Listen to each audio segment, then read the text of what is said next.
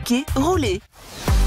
Il est l'heure de vous évader avec les Gîtes de France du Nord-Pas-de-Calais. Partagez des moments uniques sur gîtesdefrance-nordpasdecalais.fr. Sud Radio, il est 11h. Parlons vrai. Le point sur l'information, Alice Berthias. Bonjour à tous. Un soulagement pour ses parents, du sadisme pur pour son neveu. Et les traitements de Vincent Lambert reprennent aujourd'hui après avoir été arrêté hier au CHU de Reims. Et décision de la Cour d'appel de Paris en attendant qu'un comité de l'ONU se penche sur le fond du dossier. Et c'est une victoire pour les parents de ce patient en état végétatif depuis 10 ans et un accident de voiture.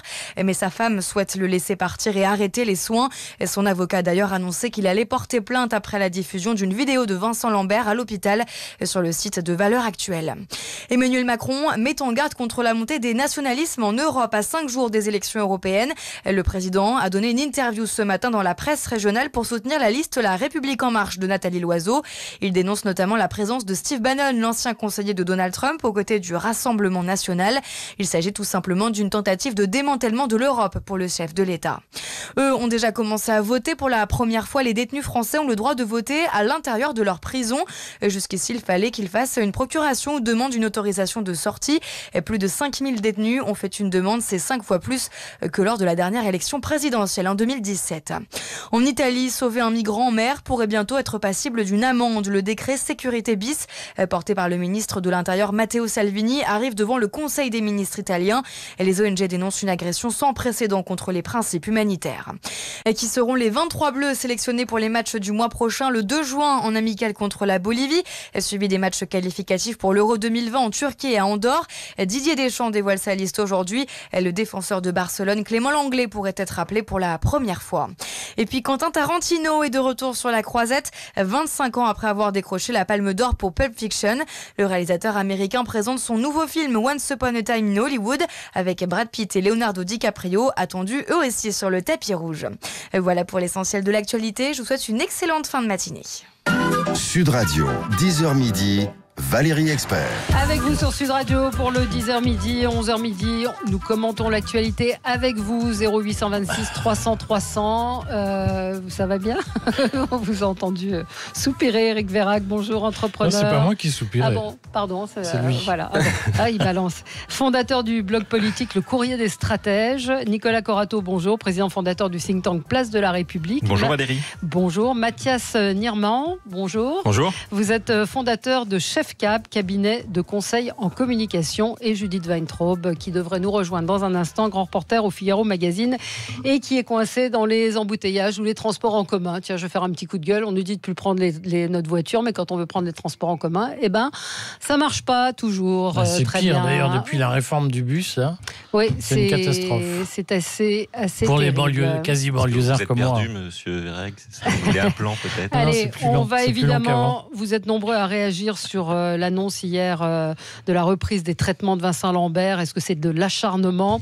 Je ne vais pas risquer le même titre avec Emmanuel Macron qui monte à nouveau au front pour les européennes. Est-ce que c'est de l'acharnement là aussi? Qu'en pensez-vous? Hier, il a convoqué, reçu des journalistes de la presse quotidienne régionale, grande interview du président de la République qui explique son investissement dans la campagne des européennes. Qu'en pensez-vous? Et on en parle avec vous, donc 0826 300 300. On va commencer avec vos coups de cœur et vos coups de gueule. Alors on va finir avec vous, Eric, parce que ça correspond au premier sujet. Voilà. Nicolas, coup de cœur pour les enseignants, c'est ça? Oui, je voulais apporter un mot de soutien à tous ces enseignants du public qui sont actuellement pour beaucoup en grève par rapport à la réforme Blanquer, qui est une réforme globale qui va toucher tous les pans de l'éducation, finalement de la maternelle jusqu'au lycée. Alors dans cette réforme, il y a des bonnes choses, il y a des mauvaises choses. Moi, j'ai pas d'avis tranché sur le sujet. Mais je leur donne un coup de cœur d'abord parce qu'ils ont du mal à se mobiliser, à expliquer, mais ils le font de manière assez courageuse. Il y a beaucoup de mouvements de grève. Et puis surtout, ils nous alertent sur un sujet qui, moi, me semble important, c'est que la réforme Blanquer prévoit deux choses qui m'ont un peu scandalisé. Le fait que les auxiliaires de vie scolaire et les surveillants dans les collèges et lycées pourraient être amenés, en cas d'absence des professeurs, à donner des cours. c'est-à-dire à prendre la place du professeur dans la classe. Alors je rappelle, les auxiliaires de vie scolaire sont des personnes administratives qui sont en charge de l'accompagnement des enfants en situation de handicap. Quant aux surveillants, sont la plupart du temps des étudiants eux-mêmes en apprentissage. Et je trouve que cette façon de dévaloriser ce qu'est un enseignant pose un grave problème, et donc voilà, un petit mot de soutien. Vous êtes beaucoup plus jeune que moi, j'ai des enfants très grands, c'était déjà le cas il y a une quinzaine d'années. C'est pas pour ça que c'est Non, mais ce que je veux vous dire, chose. c'est que quand moi j'ai vu et on le voit encore, des petites annonces pour recruter des profs, c'est-à-dire comment on recrute aujourd'hui, qui sont les enseignants sur le Bon Coin. Donc on en est là, et on était déjà là il y a 15 ans. C'est-à-dire que les directeurs d'école envoyant des mots aux parents, est-ce que vous connaissez des gens... C'était pas normal il y a 15 ans, c'est pas normal aujourd'hui. Et pour les auxiliaires vous devriez plutôt vous indigner sur le fait que rien n'ait été fait depuis. Non, mais attendez, j'ai des indignations que je veux, Valérie. D'abord, je me permets d'argumenter.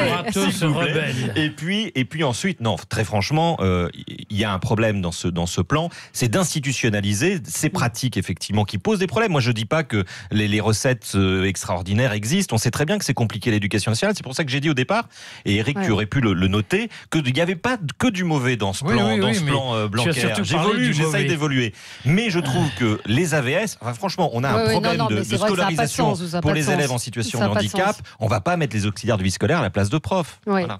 Alors, Eric, votre coup de cœur... non, pas Eric, pardon, Nicolas, votre coup de cœur... Non, alors, ça va pas, je suis mon truc, ça va pas ce matin. Je fais deux choses en même temps, parce que j'essayais de retrouver un truc. Mathias, pardon, votre coup de gueule. Il est politique. J'aurais préféré démarrer sur une note positive en vous voir aujourd'hui, mais c'est plutôt une indignation... un étonnement dont je voulais vous faire part en voyant Ségolène Royal exprimer un soutien certes à demi-mot, mais un soutien tout de même à la liste conduite par Nathalie Loiseau, la candidate de LREM aux élections européennes. Et je rappelle qu'à l'automne dernier, elle a été parmi les premiers à s'indigner de la hausse de la fiscalité sur l'essence. Elle accusait à l'époque Emmanuel Macron de semer la zizanie. La même Ségolène Royal proposait ensuite de conduire une liste de la gauche rassemblée aux élections européennes pour finalement se dérober. Donc moi, ce que je regrette vraiment, c'est une fois de plus une attitude qui vient jeter le discrédit sur la sincérité de l'engagement politique, sur la constance, voilà, avec des attitudes que je déplore et qui finalement donnent à croire que certains font primer un agenda personnel sur la défense de combats communs. Voilà, et je crois que ça vient ponctuer plus globalement une campagne qui aurait été assez morose, qui je crois est passée à côté des enjeux réels, et je crains fort que dimanche, beaucoup de nos concitoyens préfèrent aller à la pêche plutôt que dans les l'abstention, effectivement, risque d'être assez forte, oui. Moi, je voulais revenir, c'est pas de l'acharnement non plus, mais sur Marlène Schiappa qui, déjà son indignation sur Nick Conrad me semble très légère compte tenu de ce qu'on voit dans le clip. Je l'ai déjà dit et je le redis. Et puis hier, elle a même pas sous-entendu, elle a affirmé que l'agression homophobe qui avait eu lieu à La Roche-sur-Yon était le fait des lecteurs des Républicains. Donc, je trouve que cette manière de désigner selon les opinions politiques des uns en fonction de leurs actes, mais je trouve pas ça bien. Ils n'avaient pas l'air très républicains d'abord, ces jeunes gens qui ont agressé. Non, ils n'avaient pas l'air très républicains au sens strict du terme. Voilà, je dis très démocrate. Il y a une confusion depuis le changement de nom. Ils avaient qu'à pas choisir ce nom. On leur avait dit déjà. D'accord, c'est l'élection, c'est la campagne, etc. Mais c'est assez bas comme argument de campagne, non ? Oui, parce que ils sont pas défilés avec des t-shirts les Républicains, voilà. Enfin, je pense qu'il y a tout. Pas une photo de Bellamy. Vous qui êtes conseiller en communication, ça vous paraît pas ? Non, mais je crois que tous les coups sont permis. Vous l'avez dit. On est dans la dernière ligne droite d'une campagne. La même Marlène Schiappa, je le disais, je reviens sur Ségolène Royal, s'est félicité de ce soutien. Donc voilà. Mais plus globalement, je crois que Marlène Schiappa mène un combat louable. Pour l'égalité femmes-hommes. Vous trouvez qu'elle est, par exemple, en l'occurrence sur on en a beaucoup parlé hier, le clip de Nick Conrad, elle aurait pas pu s'exprimer de façon un petit peu plus ferme, un petit peu plus véhémente, comme elle a eu l'habitude de le faire face à Jean-Marie Bigard, sur des choses comme ça, de dire j'ai rien à ajouter, le ministre de l'Intérieur a saisi le procureur, point barre. On voit une femme quand même se faire étrangler. Non, mais bien sûr, ce clip est tout à fait scandaleux. Maintenant, la stratégie de communication de Marlène Schiappa, elle est assez peu lisible. Je me souviens de la même Marlène Schiappa qui est allée sur le plateau de Cyril Hanouna pour animer un grand débat. Ça a su poser également question. Donc bon, elle n'est pas. Et puis opposé, là, j'ai du mal. Vous avez raison de dire qu'on comprend pas bien ça. Comme opposé à l'amendement de l'interdiction du voile pour les accompagnatrices scolaires, défense des femmes. Oui. Non, mais on voit bien Éric que Verhaeghe. sur ce genre de sujet, il y a une difficulté dans la majorité à mesurer le vote, on va dire, immigré musulman. Et je pense qu'en effet, la majorité ne sait pas comment prendre le sujet, hésite entre les deux, mais a peur de se couper d'une partie de son électorat. Mais c'est le sujet de beaucoup d'élus de gauche dans le 9-3 notamment, qui, je prends l'exemple d'un certain nombre de députés femmes du 9-3, qui trouvent que c'est très bien de défendre la cause des femmes, sauf quand il s'agit de conflits à caractère religieux, où là, comme ça concerne une partie de l'électorat, on préfère fermer les yeux. Mais c'est une réalité, Nicolas. Oui, non, mais Nicolas, on ne peut pas ignorer qu'il y a des élus de gauche qui sont d'accord. élus Grand débat. grâce au vote communautaire. Oui, d'accord. Grand débat, vieux Seulement débat. des gens de gauche. Mais quand même, Éric, notons Pas que seulement des cet gens de gauche. électorat-là que vous signifiez, en fait, concrètement, il vote plus. Oui, on espère Voilà. peut-être qu'il va aller voter un jour. Non, mais C'est, aujourd'hui, quand on regarde les Quand résultats... il va voter, il ne Non, mais vote pas. comment vous expliquez-vous, alors, en termes de com, justement, Ouais. qu'il n'y ait pas une montée, une femme se fait égorger dans un clip, enfin, je sais Moi, pas. Moi, je pense que l'immixtion du politique sur ces sujets... Bah oui, mais de elle le la- fait d'habitude, donc on Non, va mais pas dire justement, on le fait problème- plus d'un seul Écoutez, coup. vous regardez tous les opéras, ça se finit une fois sur deux par une femme qui se fait trucider par un homme. Et je pense que j'entends mais- pas Marlène Schiappa Non. nous dire à chaque fois qu'on diffuse Carmen à l'Opéra Bastille que ça pose un Vous problème. êtes d'une mauvaise foi absolue. Oui, hein. ce matin. Totalement, Ce matin, total, oui. Non, mais il a total. des clients Total. dans le Mais- 9-3. Total, oui, moi je suis pour la réécriture de Non. Notre-Dame de Paris, Moi, pas du tout. de Madame Mais- Bovary, mais non, mais de laissons les Carmen. femmes se faire trucider dans la littérature. Il y a une- Non, mais c'était la question que je posais hier. Non, mais ce que je veux dire, c'est que. Mais alors Marlène Jean-Marie Bigard n'a pas droit à Marlène l'humour, Schiappa. mais je suis Nick Conrad d'accord a avec droit vous, Valérie. à l'homicide, Valérie, au je suis féminicide. d'accord avec vous. Marlène Schiappa, elle a un problème, c'est qu'elle a franchi le pas. Elle a franchi le pas de la sanction et de la censure politique sur des œuvres artistiques ou de l'esprit ou de l'humour. À partir de ce moment-là, tout est possible. Et effectivement, elle devait s'attendre à ce qu'on lui renvoie en boomerang le fait de ne pas intervenir sur tel ou tel clip.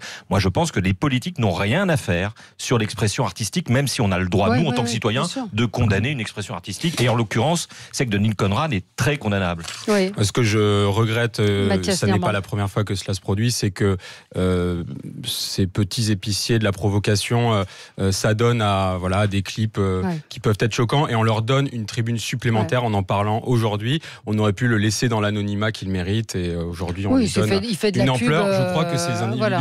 ont aussi peut-être une bonne connaissance des ressorts de la Mais médiatisation. c'est et en profitent. parti en fait parce que je n'avais pas l'intention d'en reparler aujourd'hui, mais en fait c'est l'accumulation Non, des mais bien choses sûr. où Marlène Schiappa, effectivement, on peut s'étonner donc qu'elle soit opposée à l'amendement de l'interdiction du voile pour les accompagnatrices scolaires et puis qu'elle désigne les Républicains comme étant des agresseurs homophobes. Je ne suis pas sûre qu'elle en sache quelque chose. Éric, votre coup de cœur, votre coup de C'est un cœur. coup de cœur. Oui. C'est un coup de cœur pour la Voix du Nord et le Télégramme de Brest, Mhm. qui ont refusé de se prêter à cette mascarade totalement lamentable qui consistait à convoquer la presse régionale Ouais. et à délivrer la bonne parole, avec quand même deux règles absolument ahurissantes. C'est que non seulement les journalistes devaient faire leur papier depuis la salle de presse de l'Élysée, ils s'étaient engagés à ne pas quitter la salle de presse sans avoir fait leur papier, mais en plus, ils acceptaient d'être relus par les services de presse de l'Élysée. Et donc, on voit bien qu'on est revenu au candidat officiel sous Napoléon III. C'est-à-dire que le pouvoir dit, considère que la presse est à son service et est là pour relayer son discours. Je suis estomaqué de voir qu'il y a des journaux, des quotidiens de la presse quotidienne régionale qui acceptent de se prêter à cette mascarade. Je voulais quand même rendre un hommage aux deux Donc ces quotidiens deux journaux qui ont refusé. refusé de publier, de participer à l'exercice et de donner la voix au président de la République à quelques jours d'un scrutin, et si vous voulez, sans équilibre politique possible. Alors, un confrère disait hier, les interviews des politiques de presse, alors Judith Weintraub vient d'arriver, donc elle va nous dire, elle qui est journaliste politique, si c'est la règle, les interviews de politiques en presse écrite sont quasi systématiquement relues avant publication. Et un autre confrère, Philippe Gaud, dit, celle du gouvernement, oui, du président de la République, pas systématiquement. Bonjour Judith, vous arrivez à Bonjour, point. pardon de mon retard. On a expliqué, voilà. Oui. Est-ce que les interviews sont systématiquement relues? Oui. Du président de la République également? Du président de la République, oui. Alors peut-être dans des conditions très particulières que je ne connais pas, mais la norme, c'est la relecture des interviews. Ce qui est une aberration en termes de liberté de la presse. Ce qui est très gênant, ça dure depuis, je sais pas, 15-20 ans, au bas mot. On a essayé tous de s'y opposer. On n'a pas réussi. C'est une question de rapport de force qu'on a perdu. Alors ça, Judith, c'est un terrible aveu que vous venez de faire. Ben oui. Oui, dans la liberté d'informer, le pouvoir est plus fort. Vous voulez que je vous raconte un conte de fées ? On va en reparler avec vous. 0826 300 300. Emmanuel Macron s'implique dans la campagne et on y revient dans un instant. Sur opel.fr. Sud Radio, 10h midi, Valérie Expert. Avec vous sur Sud Radio, on est ensemble jusqu'à midi pour commenter l'actualité. On va reparler donc de l'interview du chef de l'État à propos donc des européennes. On va en reparler, mais avant on va parler de l'affaire Vincent Lambert. Je veux juste qu'on termine sur la relecture des papiers parce que ça intéresse nos auditeurs de Sud Radio. C'est la règle. Vous nous le disiez, Judith Vintraub, et que les journalistes n'ont pas le choix. C'est une règle. C'est-à-dire, ça supposerait que je parle des grands journaux généralistes de presse papier, ça supposerait qu'ils se mettent tous d'accord pour refuser de faire relire les interviews. Ça ne s'est jamais produit. Mais sur une grande interview de plusieurs feuillets, plusieurs pages, ça peut s'entendre. Là, il y a 8 journalistes qui sont là pour échanger avec le président et qu'on demande à relire leurs papiers, ce qu'évoquait Éric Verhaeghe, et que les papiers aient dû être faits dans la salle de presse de l'Élysée. C'est un petit peu étonnant.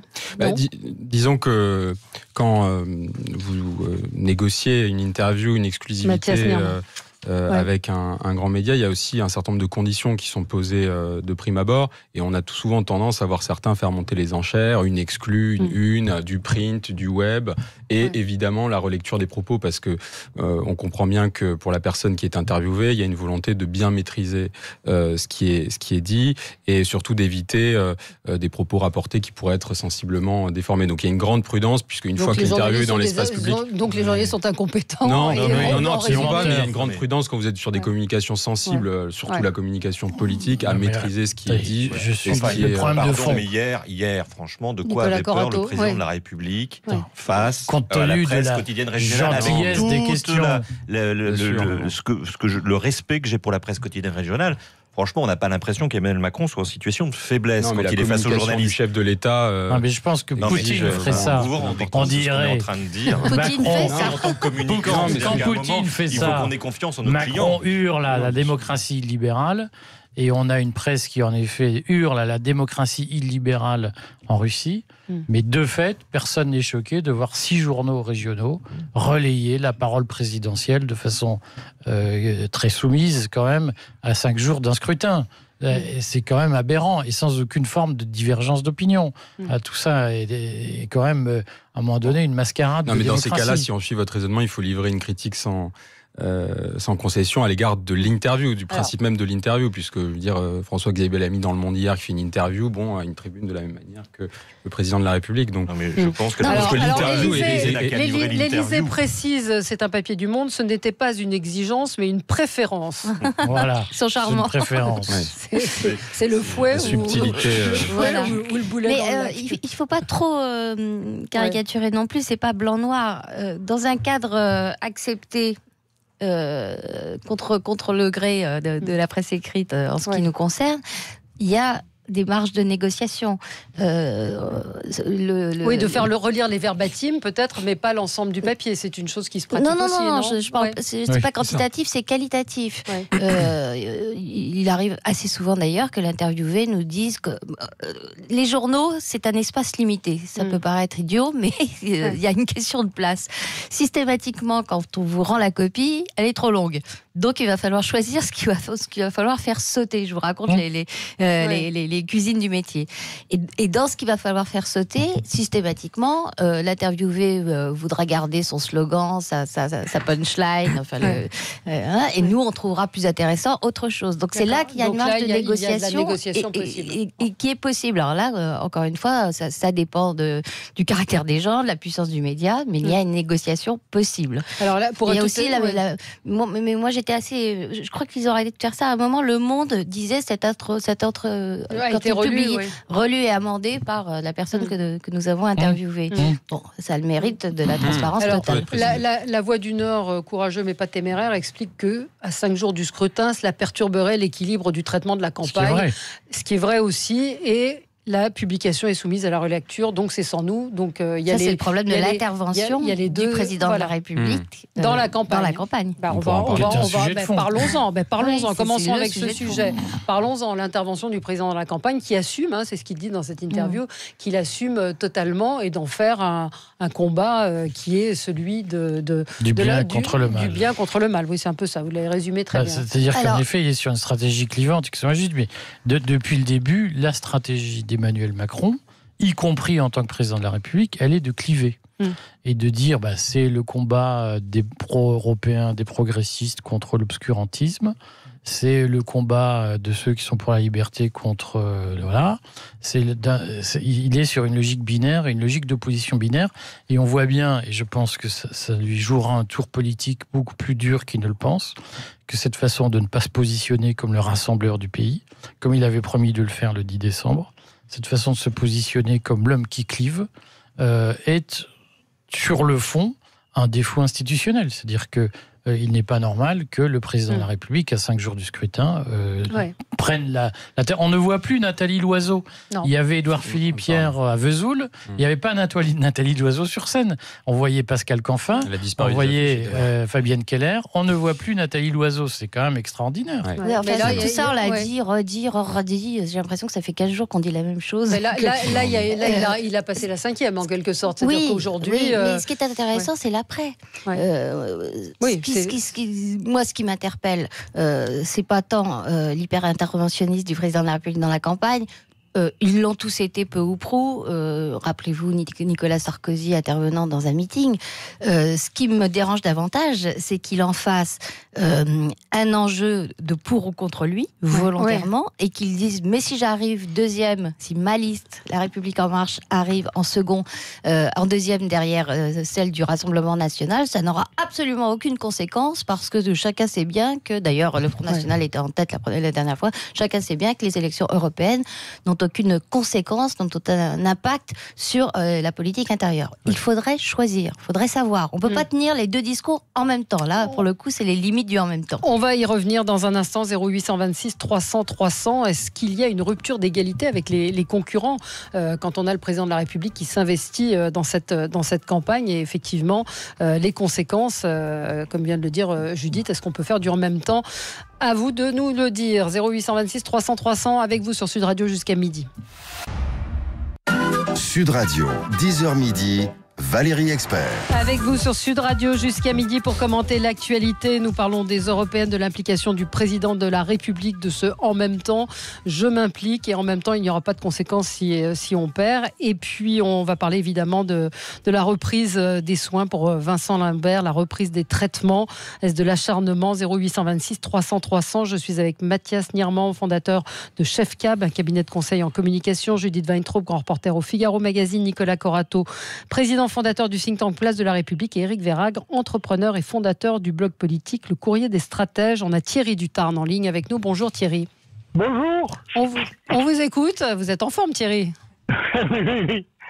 Alors, qu'est-ce que vous vouliez nous dire? Je vais vous dire que de toute façon, M. Macron, c'est la continuité. C'est pas parce que d'autres présidents se sont impliqués dans certaines élections que lui doit faire de même. Sauf qu'il a tellement peur de passer peut-être pour quelqu'un qui n'a pas su gérer correctement les revendications et les conflits internes à la France. Il a peur d'être jugé là-dessus et de perdre les élections européennes. Ça, c'est... Ouais. Vous savez pour qui vous allez voter? Est-ce que vous allez aller voter déjà? Oui. Et je suis déçu. D'abord, j'avais pas voté pour lui parce que c'était comme on nous a dit aux élections présidentielles, c'était la peste ou le choléra. Donc fatalement, j'ai voté pour le choléra. blanc. Voilà. Ouais. Et là, je vais voter contre M. Macron. Et c'est quoi voter contre M. Macron? C'est Rassemblement National? C'est Rassemblement National. Ouais. Oui, c'est un petit peu ce qui est en train de devenir ce vote. On a Joseph. Merci Thierry de nous avoir appelé. Joseph est en ligne avec nous également. Bonjour. Valérie, bonjour le plateau. Bonjour à vous. Bonjour. Voilà, bonjour. Je vais faire court. Bon, moi, M. Macron, moi, c'est quelqu'un que j'ai catalogué depuis pas mal de temps. Bon, voilà, aujourd'hui, il sort un petit peu de ses gonds, mais bon, moi, je suis habitué à ses manœuvres. Parce que quand il nous met Mme Loiseau en tête de liste, bon, ça me fait bien sourire. Donc, c'est peut-être voulu encore une fois de sa part, comme ça, il s'est dit, je vais après m'initier, me montrer, parce que je veux être le roi, je suis le roi, bref. Bon. Et j'entendais votre auditeur qui disait Front National. Moi, excusez-moi, j'ai gardé ce parti-là en tête pour des raisons personnelles. Après, bon, chacun a le droit de faire ce qu'il veut. Mais je pense qu'à un moment donné, il faut que ce soit les citoyens qui reprennent un petit peu la base de notre pays. Moi, j'écoute beaucoup les informations et je suis outré de tout ce que j'entends au Brésil, tout ce qu'il y a, je veux dire, les Anglais, enfin bref, vous le savez mieux que moi, ils ont voté, on ne veut pas les faire sortir. Mais qu'est-ce que c'est? Mais où on va, madame, et le plateau, où on va? Il faut dénoncer. En plus, moi, là où j'ai les boules, je vous le dis franchement, les médias, vous avez le pouvoir, mais c'est un pouvoir imaginable que vous avez. Et c'est... Moi, je suis chrétien, je dis que c'est Dieu qui vous l'a donné. Mais un bonhomme comme ce monsieur... Surtout Valérie. Non, mais Valérie, gros bisous alors. Je finis là-dessus. Ce monsieur qui nous gouverne aujourd'hui, il faut qu'il arrête. Il faut continuer son mandat, il n'y a pas de souci. Et vous voudriez qui à la place? Moi, j'aimerais un mouvement qui sorte... Des citoyens. Alors après, il n'y en a pas aujourd'hui, parce que 40 ans de politique désastreuse, il n'y en a pas. Je pense qu'il faut repartir des racines, il ne faut pas avoir peur. D'accord. De dire voilà. Et vous allez voter dimanche ou pas? Alors moi, madame, vous le savez, je fais partie d'une liste, je l'évoque pas parce que je suis pas là pour faire de la pub. Je fais partie d'une liste issue des citoyens du mouvement du 17. Je sais qu'on n'a aucune chance parce que de toute façon, 30 secondes, je crois qu'ils nous ont accordé le CSA, mais un truc de fou. Il n'y a pas d'égalité. C'est même, voilà, il y a tout à refaire dans notre nation, que c'est la plus belle nation qu'on a. Et je pense que cette politique et ce monsieur ne sont pas là pour améliorer notre nation. Merci, voilà. Merci beaucoup Joseph. Merci, on vous a entendu, on a entendu Thierry également. Ça représente un certain nombre d'électeurs. On entend nos auditeurs de Sud Radio, mais on regarde dans les sondages, c'est quand même une tendance d'un vote contre Macron. Donc ce qu'évoquait Judith tout à l'heure. Qu'il suscite lui-même. Un vote contre Macron, on va voir certainement peut-être au final, mais quand même, le premier vote qu'il va falloir regarder, c'est le non-vote. C'est-à-dire quand même, on a une exaspération qui monte.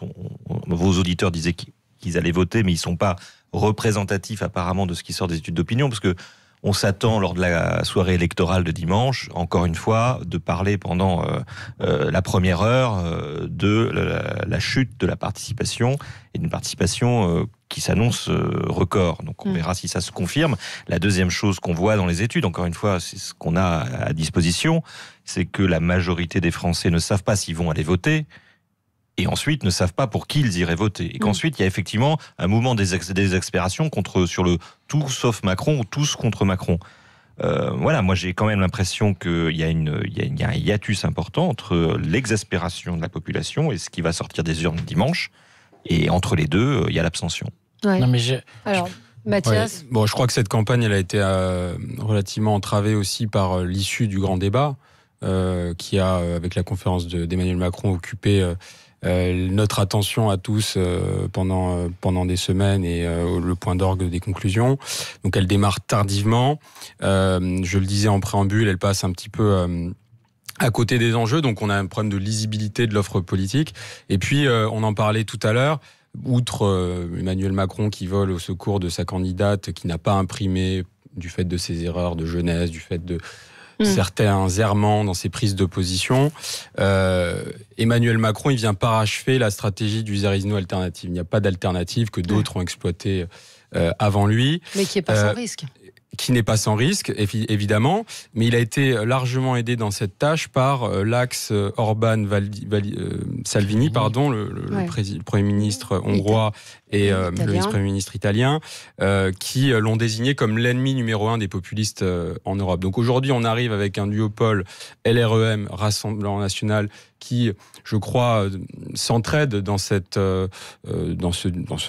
affrontement final et bénéficient l'un à l'autre. Donc je le regrette profondément. Aujourd'hui, la seule question qu'on se pose, c'est qui va arriver en tête dimanche, et on passe à côté, je crois, de l'enjeu premier de ces élections qui doivent poser de véritables questions. Et il y a une offre politique parmi les partis pro-européens qui est considérablement est-ce qu'il n'y a pas une différente. responsabilité d'Emmanuel Macron en polarisant sur une sorte d'élection présidentielle? Et des on a un autres peu l'impression. aussi. Et des autres aussi, oui, parce que c'est une chose d'avoir une stratégie. Je parle de Macron et de Le Pen, hein, parce que les deux ont un intérêt commun à réduire le débat à leur duel. C'est une chose. Maintenant, ils n'ont pas empêché les autres de parler, de développer leurs propositions, de convaincre. Personne n'a enfermé non, mais chez c'est pas lui. audible. Il y a aussi cette question qu'on peut se poser, c'est-à-dire le discours sur l'Europe et pour les être théories. audible, il faut parler de façon audible. Ouais. Et vous êtes d'abord responsable de l'écho qu'ont vos propres paroles. Si elles n'en ont pas ou si elles en ont peu, vous devez d'abord vous demander pourquoi. Je pense que Macron a glissé en réalité de l'alternative. C'est qu'il l'a laissé filtrer dans la presse d'ailleurs, qui est soit je gagne, soit LREM gagne, et on continue avec Édouard Philippe et on ne change rien, soit je perds, et à ce moment-là, il y aura un remaniement ministériel. Ce n'est pas ce qu'il dit ce matin. Il a dit quoi ce matin? Il dit je garde Édouard Philippe, je garde le cap, j'ai pleine confiance en lui pour mener la politique après les il ne européennes. peut pas dire le contraire non plus. S'exposerait. Ouais, mais enfin, il fait quand même pas mal monter Bayrou. Il pouvait être un peu plus flou. Il peut, un peu moins, un peu plus ambigu puisqu'il réécrivait sa réponse. Mais je vous rappelle qu'en 2014, le Front National est arrivé largement en tête lors des élections européennes. On a vu ce que cela a donné au Parlement européen avec les affaires qu'on a connues, la non-participation à la plupart des scrutins, l'opposition à des positions défendues au plan national par le Rassemblement national. Donc au fond, ça ne serait pas un événement majeur de voir le Front National arriver en tête ou en deuxième position avec une abstention record. Je le regrette profondément. Moi, je suis d'accord avec vous. Dites ça à Emmanuel Macron qui vous explique que ça sera la fin du monde. Ce ne serait pas un événement majeur, mais ce serait au carré, puisque le problème quand on a envoyé 30% des députés français européens au Parlement Front National, l'influence de la France s'est considérablement dissoute au Parlement européen, puisque les députés Front National siègent dans des groupes qui n'ont aucune influence sur le cours des choses. Là, on va avoir des députés Front National et des députés LREM qui, je le rappelle, vont aller dans un groupe qui n'a pas la main sur le management politique du Parlement. Et donc, l'influence française au Parlement européen va être réduite quasiment à néant. On n'aura pas de députés français dans les deux groupes qui tiennent le Parlement européen. Ça, personne n'en parle, mais on va le payer pendant de nombreuses années. Le problème, c'est qu'aujourd'hui, on ne parle. C'est pas l'élection européenne qui mobilise les Français. C'est le rejet d'Emmanuel Macron et ils vont voter. Est-ce que ce qui peut se dire sur l'Europe les préoccupe assez peu? À la décharge d'Emmanuel Macron, parce qu'il faut bien que quelqu'un le défende, il a essayé de porter le débat sur le terrain des idées, puisque, rappelez-vous, début mars, il envoie cette lettre aux citoyens européens où il y a on peut y adhérer ou le rejeter, où il y a un projet pour l'Europe. Il y a un projet, absolument. Mais c'est ce qu'il redit ce matin dans l'interview. Qui ne veut pas voir l'Europe se disloquer. Et que se passe-t-il? Angela Merkel observe un silence gêné qu'elle a rompu la semaine dernière, récemment, en disant qu'ils ont des divergences de vues, des désaccords. Et puis surtout, sa dauphine, la nouvelle patronne de la CDU, explique qu'elle ne veut pas du projet d'Emmanuel Macron. Pourquoi? Parce qu'il est étatique, centraliste, bureaucratique, et qu'elle ne veut pas mutualiser les dettes, parce que l'Allemagne n'a pas de dette et que l'Allemagne a une gestion d'orthodoxie budgétaire et la France voit sa dette s'aggraver de jour en jour. Donc en fait, il s'est complètement... il a essayé de porter le débat sur le fond, et il s'est fait renvoyer à la réalité de sa politique économique. Pour être précis dans ce que dit Emmanuel Macron, il dit toutes les autres listes en font un référendum contre le président de la République et le gouvernement, et donc lui il estime qu'il ne doit pas être le seul à ne pas pouvoir prendre la parole. C'est-à-dire que il se justifie comme ça, et il dit je ne veux pas laisser se disloquer l'Europe qui a construit la paix. J'aurai une responsabilité devant l'histoire. Il dit que ce sera une dislocation de l'Union européenne et que l'Europe est menacée par un risque existentiel, encore une fois. Il n'est pas le seul à faire rempart contre ce risque-là. Je pense pense que cette responsabilité, elle est très largement partagée. Voilà, il a, je crois, tendance à capter cet enjeu-là qui est porté par d'autres. Moi, je note quand même, pour donner aussi un point sur le fond, c'est quand on lit cette interview fleuve dans la PQR ce matin, une petite inflexion supplémentaire. Bon, dont on peut douter de la sincérité sur le plan écologique, puisqu'il fait une proposition qui, moi, me paraît tout à fait opportune, celle de taxer le kérosène. Ouais. La Commission européenne a évalué cela récemment. En France, ça permettrait de faire baisser de 10% les émissions de gaz à effet de serre. Donc c'est une des propositions qui, je crois, va dans la bonne direction. Et il fait aussi une remarque qui, je trouve, est assez intéressante. Il assume avoir changé au regard des mouvements de jeunesse. Attention à l'habileté politique, bien sûr, mais ça n'est pas complètement anodin. Je vous donne le rolling, donc c'est le sondage qu'on a quotidien avec pour IFOP Fiducial et CNews. Le Rassemblement national aujourd'hui est à 24% d'intention de vote, 22,5% pour La République En Marche, 13,5% pour les Républicains, Debout la France 4,5%, La France Insoumise 9%, Europe Écologie Les Verts 6%, Place Publique, le Parti Socialiste 6%, mais c'est vrai que le chiffre de 24% d'intention de vote du Rassemblement national, le rolling, encore une fois, c'est un sondage quotidien, donc qui nous donne en temps réel les intentions de vote, c'est quand même beaucoup, 24%. On est toujours dans la marge d'erreur. Oui, on est toujours. 22,5, on est à 1,5, la marge d'erreur est environ de 2. Bon, il se trouve quand même que c'est dans ce sens-là, dans cet ordre-là que sont présentées les projections depuis au moins 2 semaines. Au moins 15 jours. Allez, on se retrouve dans un instant. On va parler donc de Vincent Lambert, nouveau coup de théâtre hier soir, quelques heures après l'arrêt de l'alimentation, de l'hydratation artificielle qui maintenait le jeune homme en vie. La Cour d'appel de Paris donc a ordonné la reprise des traitements. On va y revenir. À tout de suite. Service et appel gratuit. Sud Radio, 10h midi, Valérie Expert. Avec vous sur Sud Radio jusqu'à midi, vous retrouverez ensuite André Berkoff. Nous revenons sur un sujet qui vous fait énormément réagir, l'affaire Vincent Lambert. Donc les soins qui avaient été interrompus hier matin ont repris. La justice a ordonné leur rétablissement jusqu'à ce qu'un comité de l'ONU se prononce sur le fond du dossier. On rappelle quand même que Vincent Lambert est dans cet état-là depuis 10 ans. C'est une étude qui pourra prendre jusqu'à 6 mois. C'est la deuxième fois que l'arrêt des traitements est interrompu par la justice. Et vous êtes très nombreux à être choqués par la réaction de l'un de ses avocats, par ses avocats en général. Je vous propose de réécouter cette réaction. On a gagné, ça veut dire que les mesures provisoires vont pouvoir s'appliquer. La Cour de Paris a ordonné des mesures conservatoires, à savoir que l'alimentation et l'hydratation de Vincent doivent être reprises sans délai. C'est donc une extraordinaire victoire qui confirme ce que nous disions, que la France est obligée d'appliquer les dispositions de la Convention. C'est donc une grande victoire. Ce n'est que la première des victoires. C'est la remontada. C'est indécent. Non, vous n'êtes pas d'accord, Nicolas Corato ? Je pense que ça se passe de commentaires. C'est-à-dire que moi, alors c'est un sujet très compliqué sur lequel, à titre personnel, j'ai toujours pas.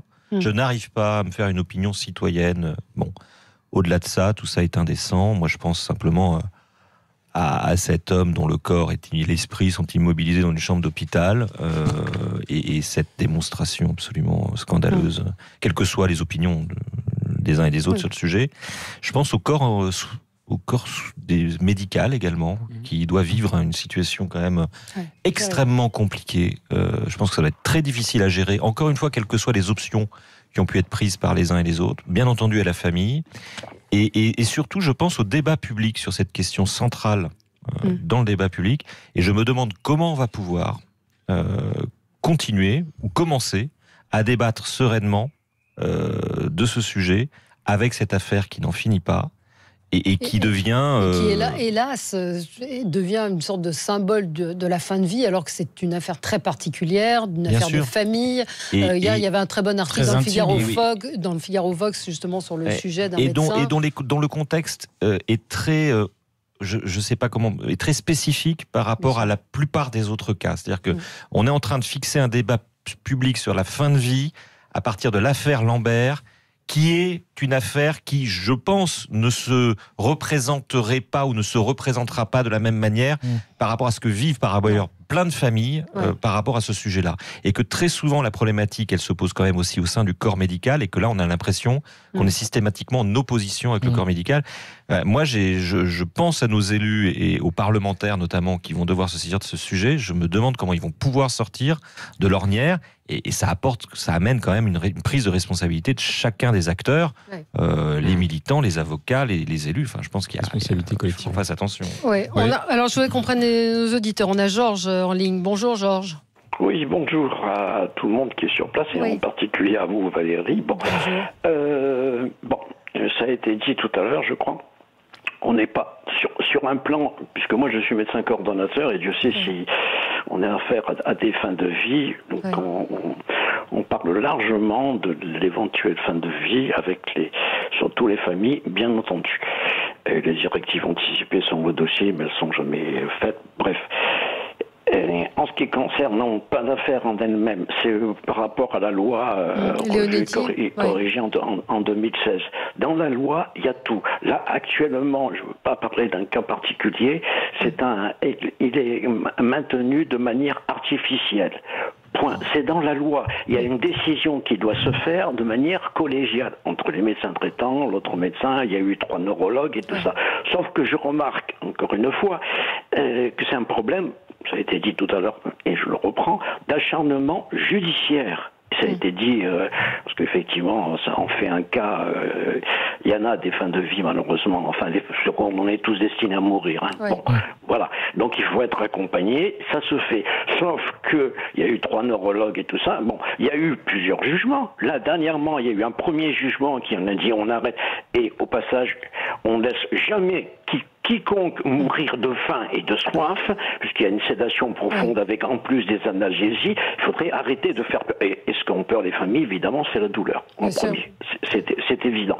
Bon, il y a ça. Mais, encore une fois, la collégialité des 3 neurologues et tout ça, on dit oui. Bon, ils ont tout à fait le droit, c'est un problème judiciaire. Derrière, il y a la justice qui s'en mêle. Bon, une première fois, les juges ont dit, bon, c'est leur droit, c'est même leur devoir. Hein. Ils appliquent la loi, ils lisent la loi, ils interprètent la loi. Une première fois, ils disent non. La Cour européenne dit non. Enfin, on arrête, pardon. Et là, il y a la Cour d'appel qui dit oui. Ce qui veut dire, mais on le sait tous, que le système de justice, c'est dû à des hommes qui sont aussi magistrats, qui interprètent les lois et qui ne font normalement que ça. Et donc, on est dans un ambigu. C'est de l'acharnement judiciaire, d'un côté comme de l'autre. Alors, Georges, il nous reste assez peu de temps. Merci de votre intervention qui est très intéressante. Acharnement judiciaire, c'est intéressant. Parce que là, pour le coup, on n'est même plus dans l'acharnement. La particularité, je crois, quand même, du sujet, c'est que il n'est pas sous respirateur artificiel. C'est là la difficulté qu'on a à qualifier le caractère artificiel de sa survie. C'est que il a besoin d'être alimenté et hydraté, mais il n'a pas besoin d'autres aides pour survivre. Et je crois que c'est un peu ça qui rend le dossier extrêmement compliqué et qui le rend un peu emblématique de la question de l'euthanasie. C'est-à-dire que quand on est totalement dépendant des autres, mais qu'on peut vivre en dehors de tout appareillage médical, est-ce qu'on peut choisir de mourir ou pas, ou est-ce que quelqu'un peut choisir que vous mouriez ou pas? Ce sont les directives anticipées. C'est un sujet compliqué, voilà. Mais quand il n'y a pas de directive anticipée, on fait quoi? Sa femme dit il était infirmier et qu'il avait exprimé ce souhait-là. C'est ça toute la difficulté, en fait. Vous soulevez un sujet qui est assez fondamental, c'est qu'effectivement, elle s'appuie sur des dires, mais rien ne le prouve. Or, aujourd'hui, il y a un dispositif qui a été créé par la loi Claes-Leonetti, on en parlait à l'instant il y a 3 ans, ça s'appelle les directives anticipées. Et les directives anticipées, c'est quoi? C'est la possibilité donnée à chacun, à vous, à moi, à nous tous, de faire connaître de façon confidentielle sa position si d'aventure on devait être confronté à ce type de situation. Or, aujourd'hui, seuls 13% des Français ont fait connaître leur choix. Et on peut imaginer raisonnablement que si demain tout le monde se donne la peine de le faire, je sais que c'est douloureux, je l'imagine, il n'y aura plus d'affaires Lambert dans ce pays. Je suis désolée. Moi, je comprends très bien, et d'ailleurs, je souhaiterais que les gens le fassent spontanément. Mais dire à tout le monde, vous avez, alors combien, 1 heure, 2 heures, 2 jours, 1 semaine pour décider. C'est terrible. À quel moment. De quelque chose qui se passera peut-être dans 30 ans. Et à quel moment vous penserez que votre dignité d'être humain est trop abîmée pour vouloir continuer à fonctionner, à vivre. J'ai même du mal à utiliser le mot à vivre, s'agissant de certains États où on sait qu'il n'y a aucune conscience. La machine vit, oui. Cette machine merveilleuse qu'est l'être humain continue de fonctionner. Mais qu'est-ce qui reste de l'homme? Qu'est-ce qui reste de la liberté là, on parle effectivement en général, parce que ce cas est tellement particulier, tellement compliqué. Oui, avec en plus ce qui le rend avec la religion, l'aspect religieux qui est très présent dans l'histoire. Que Vincent Lambert ait été instrumentalisé par des mouvements qui mènent des combats politiques, ça me paraît une évidence absolue. Mais regardez, même au sein de la famille, la fratrie est divisée. Les frères et sœurs ne sont pas tous du même avis sur l'arrêt ou pas de la je comprends pas. artificielle. Je reprends ce que disait notre auditeur. C'est vrai que ça devrait être les médecins qui décident, qui ont cette. Parce que là, un mélange, il faut un mix. Faut un mix. Ça peut pas être mis entre les mains uniquement des médecins, mais c'est vrai que moi je mets. Les médecins sont quand même les plus aptes à décider. Ça peut pas être décidé sans médecin. Mais mettez-vous à la place de la famille, certes, mais mettez-vous à la place de la famille où un médecin dit j'ai décidé, quelle que soit votre volonté, qu'on a arrêté. C'est quand même dur à entendre. Mais de même que j'ai du mal à concevoir que l'épouse de Vincent Lambert ait un jour dit je vais saisir le Conseil d'État pour obtenir le droit d'arrêter, d'hydrater et de nourrir mon mari. Je pense quand même qu'on est arrivé dans cette affaire à un degré de violence entre les membres de la famille totalement, difficile à imaginer. Peu de Français auraient le courage de saisir le Conseil d'État. L'épouse de Vincent Lambert, vous pouvez lui laisser le bénéfice de la bonne foi. Oui, de savoir ce que son mari voulait. Si elle dit, mon mari considérait, ayant connu des cas, puisqu'il était dans la profession, il était infirmier, qu'il ne voulait pas finir comme ça. Moi, je comprends qu'elle fasse tout ce qu'elle peut pour... Et elle va porter plainte suite à la diffusion hier d'une vidéo que les parents ont mis en ligne, en tout cas qui a été présentée, filmée par la mère et publiée par Valeurs Actuelles, qui était particulièrement indécente et pas digne. C'est vraiment pas digne. Rien n'est digne dans cette affaire. Et qui n'apportait absolument rien sur le fond, aucune information sur l'état de conscience de Vincent Lambert, rien. Sauf l'attachement indéfectible de sa mère, qu'on voyait tous. Merci à tous les quatre. Dans un instant, c'est André Berkoff qui sera là au micro de Sud Radio. Très bonne journée à vous. On se retrouve demain à 10h pour d'autres infos. Bonne journée.